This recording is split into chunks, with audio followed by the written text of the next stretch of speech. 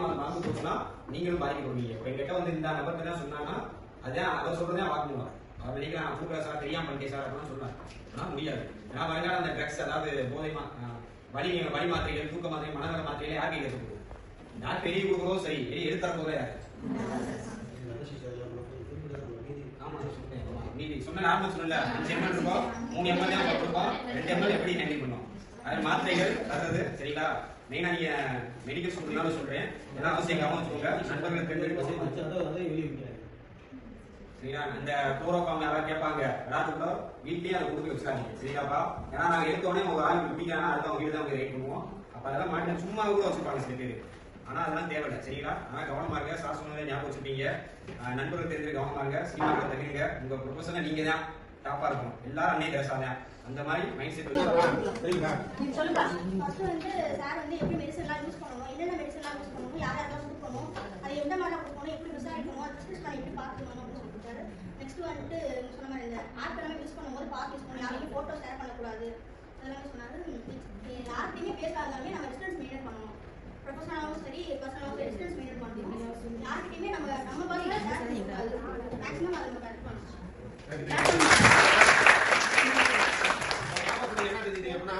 நீங்க எல்லாருமே பாத்தீங்கன்னா இந்த துறையில ஆண்களோட நெருங்கி படக்கூடிய வாய்ப்பு 100% இருக்கு. மற்ற டிபார்ட்மெண்ட்ல கூட ஆண்கள் வந்து தள்ளி இருக்கு. நீங்க வந்து இப்ப ஆணும் பெண்ணும் இணைந்து வேலை பார்க்குற ஒரு துறையை தான் தேர்ந்தெடுக்கிறீங்க. ஸோ அவங்க எப்படி நம்ம மனதளவுலையும் உடலளவுலையும் நெருக்கத்தை ஏற்படுத்தக்கூடாதுன்றதை நீங்க தெரிஞ்சுக்கிட்டு அந்த டிஸ்டன்ஸை கரெக்டாக மெயின்டைன் பண்ணணும். கரெக்டா இல்லையா? உங்க துறையில வந்து பாத்தீங்கன்னா கூட நிறைய ஆண்கள் அதுலேயே இருந்து வேலை பணிபுரிய வாய்ப்பு அதிகமா இருக்கும். ஸோ அந்த இடத்துல நம்ம எப்படி கட்டுக்கோப்பா இருக்கணும் அப்படின்னு பத்தி அதை கொண்டு சொன்னா ஒன்று கூட கைது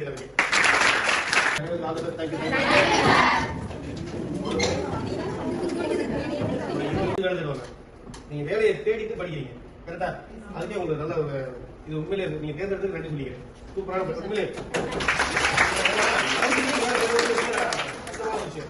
படிச்சு முடிச்சு என்ன பண்ண முடியாது ஒரு கேள்வி கேட்கும். லைஃபே படிக்கிறவங்க ஜாலியாக சுற்றுவாங்க, காலேஜில் அப்படியே அங்கிட்டு போவாங்க படத்துக்கு போக மாமா மச்சா அப்படி போவாங்க. தேடி முடிச்சு வெளியே வந்தோம்னா தெரியும் உலகமா என்ன தெரியும். அடுத்த நம்பிக்கை கேட்க ஆரம்பிப்பாங்க, என்ன பண்ண போறப்பா லைஃப் என்ன பண்ண போறோம் அப்படின்னு. அப்பதான் உங்களுக்கு கேள்வி இருக்கும்.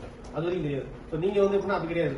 படிச்சு முடிச்சுன்னா உங்களுக்கு ஒரு ஜாப். நல்லா படிச்சீங்கன்னா நல்ல டாக்டர் இருப்பீங்க. நல்லா படிக்கணும் ஏதாவது ஈஸியாக டாக்டர் ஏதாவது தெருவு வச்சு டாக்டர் போய் ஏதாவது சீசியை போட்டு ரைட்டு டபுள் கூட இருக்கலாம். எப்படியும் ஜாப் கன்ஃபார்ம். இத்தனை டாக்டர் கூட வளர்க்கலாம். இதுல கரெக்டா இல்லையா? நல்ல டாக்டர் வளர்க்கலாம், இத்தனை டாக்டர் வளர்க்கலாம். அது வாய்ப்பு இருக்கு. ரொம்ப பிரச்சனையே கிடையாது. நீங்க வந்து என்னன்னா அந்த ட்ரக்கர்ஸோட நீங்க உங்களோட தொடர்புல வந்து கண்டிப்பா நீங்க புரிஞ்சுக்கணும். நீங்க நினைப்பீங்க கல்யாணம் பண்ணி திருத்தம் நினைக்கிறீங்க, அவனை திருத்திடலாம். இப்பெல்லாம் பாத்தீங்கன்னா எங்க ஸ்டேஷன்ல பக்கத்துலயே மகளிர் சேர்ந்து இருக்கு. நல்லா இருக்குல்ல மகளிர் சேர்ந்து இருக்கு. 18 வயசு ஒரு நாள் தான் ஆகும். பார்த்தா கோயிலுக்கு கடை எடுத்துட்டு போவாங்க, வெட்டுறதுக்கு எப்படி எடுத்துருவாங்க. வெட்டி அது வகையில் வராது. தரம் அது மாதிரி எவ்வளவு எடுத்துட்டு வரும். என்ன மாதிரி தப்பு பண்றேன் இல்ல சார் லவ் பண்ணி கல்யாணம் பண்றேன் கல்யாணம் எடுத்துட்டு வரும். முன்னாடி பையனை பொண்ணு கொடுக்குறேன் தலையை கட்டாங்க. அப்புறம் பாத்துக்கலாம் சார் ரொம்ப கெட்டா அப்படிங்க. அவன் பார்த்தா பெரிய ரோக்கு மேல இருக்கா, ஒன்றுக்கு ஆகாத மேல இருக்கா. அப்படியே கடவுளை கண்கண்டா தீபம் நாங்கள் லவ் பண்ண குடிசை வீட்டு கூட கூழோ கஞ்சி குடிப்போம். அதெல்லாம் அந்த காலம் புரியுதுங்களா.